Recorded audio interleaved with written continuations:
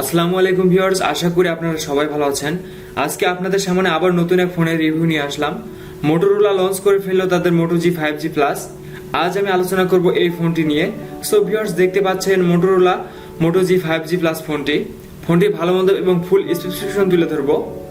তার আগে বলে নিচ্ছি, আপনি যদি আমার চ্যানেল নতুন হয়ে থাকেন তাহলে please hit the subscribe button. Okay viewers, ফিরে আসছি ইন্ট্রোর পর।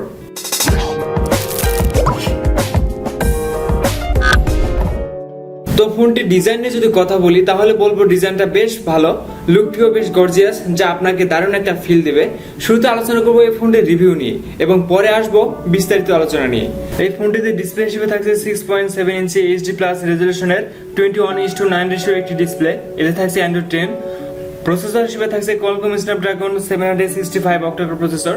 জিপিইউ হিসেবে থাকছে Adreno 620। ফোনটিতে মেমোরি হিসেবে থাকছে card slot, micro SD card support. Internal storage থাকছে 64GB এবং 128GB। ফোনটিতে র্যাম হিসেবে থাকছে 4GB এবং 6GB।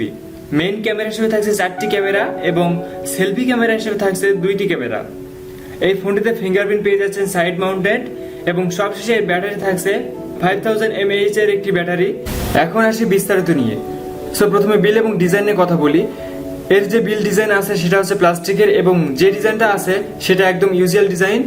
এই ফোনটি বাংলাদেশে মাত্র একটি কালার পাবেন, সেটা হচ্ছে ব্লু কালার। সো ফোনটি দেখতে বেশ ভালোই। বাটন এবং পোর্টের কথা যদি বলি তাহলে ডান পাশে আছে ভলিউম রকার্স এবং সাউথ মাউন্টেন ফিঙ্গারপ্রিন্ট, আর ওপর সাইডে তেমন কিছুই নেই। বাম পাশে আছে সিম কার্ড ট্রি, যেটাতে আপনারা দুটি ন্যানো সিম কার্ড এবং একটি এসডি কার্ড স্লট পেয়ে যাবেন। নিচের দিকে আছে bottom firing speaker, microphone, USB port, primary microphone এবং 3.5mm এর একটি অডিও জ্যাক। এরপরে আসি ডিসপ্লেতে। এই ফোনটিতে একটি 6.7 ইঞ্চি IPS প্যানেল ইউজ করা হয়েছে, যার রেজলিউশন হচ্ছে এইচডি প্লাস। এই ফোনটিতে থাকছে নচ ডিসপ্লে, যা দেখতে বেশ ভালো লাগতেছে এবং এইচডি প্লাস ফুল রেজলিউশন ভিডিও ঠিক এমন দেখায়। আর ফোনটিতে যে প্রসেসর ইউজ করা হচ্ছে তা হচ্ছে কোয়ালকম স্ন্যাপড্রাগন 765 অক্টা-কোর প্রসেসর এবং এই ফোনটির গেমিং পারফরমেন্স আশা করি বেশ ভালোই হবে। আর এই ফোনটিতে আপনারা PUBG মোবাইল এবং কল অফ ডিউটি খুব ইজিতে খেলতে পারবেন।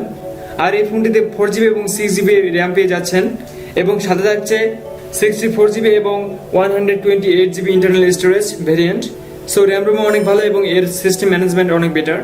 এবার চলে আসি এই ফোনটি আরো একটি স্ট্রং পয়েন্ট নিয়ে, এর ক্যামেরা। এটিতে 4টি ক্যামেরা দেওয়া আছে, 48 মেগাপিক্সেল প্লাস 2 মেগাপিক্সেল প্লাস 5 মেগাপিক্সেলের ক্যামেরা পারফরমেন্সের কথা যদি বলি তাহলে এই ফোন দিয়ে তোলা কিছু পিক দেখে নিতে পারেন।